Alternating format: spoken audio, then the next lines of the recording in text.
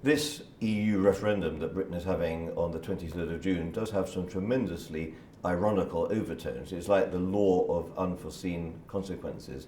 David Cameron, the Prime Minister, originally had this idea in January 2013, made a big speech saying to the warring factions in his Conservative Party, well, if you want a referendum on the EU, I'll give you one.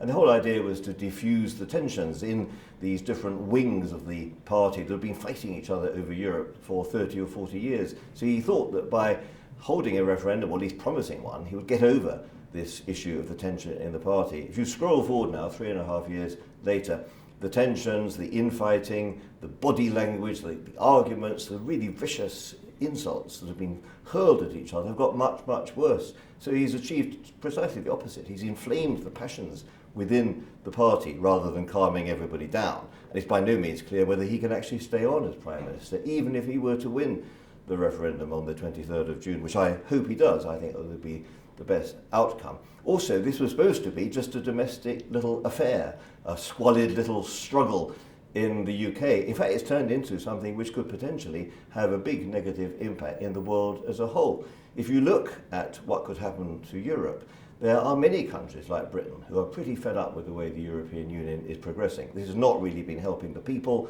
Unemployment is still very high. It's twice as large in the European Monetary Union area, 11%, as it is in the United States. Huge tensions between creditors and debtors. Britain is not part of the euro, but we're going to be hurled into this if it all breaks down as it might do. And I do believe that if we were to leave a big, powerful country like Britain deciding in a sovereign decision to leave the EU, biggest setback for Europe for 60 years, that could promote the disintegration of Europe. There will be referendum campaigns in 10 countries, I believe, if we were to leave. I'm not saying they would have a referendum in each of those countries, but from Poland through to Italy, from Portugal through to Latvia, there would be referendum campaigns. Take the two biggest countries, that is Germany and France, both doing quite differently in terms of their economics, both pretty fed up with the way Europe is going, with quite large parties now in both countries not in favour of European integration. If we were to leave, that would be another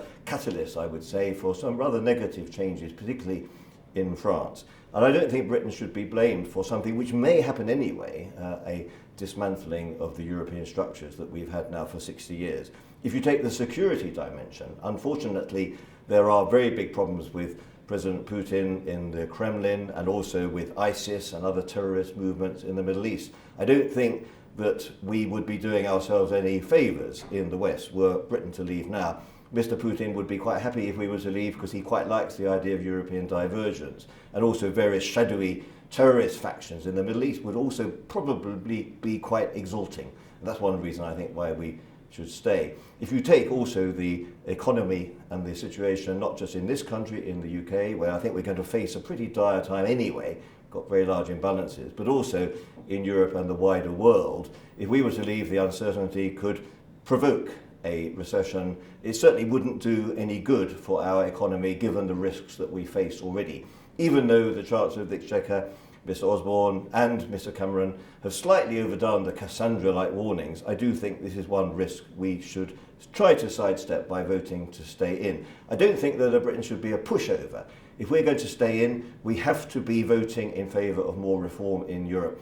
But I think we should try to do that from a position within the European Union rather than from outside. We need more control over the decision-making machine in Brussels. We need more devolution of power back to the regions and back to the national parliaments. We need more efficiency. We need to get people back into work. We need to make the euro work better. We're not in it, but we can help to make it better. The Greeks will have to have some of their debts, for instance, written off by the creditor countries, above all the Germans. We can help with all that. We can do a lot of good, I think, from within the European Union rather than from the outside. But I would say this, if Britain doesn't use the opportunity for the next 5 years to really fight for reform from within, then we should have another referendum. If we're still in a parlous state in 5 years' time, then Britain should organise another referendum. And this time, if we haven't done our reform homework properly, I, for one, will be voting to leave.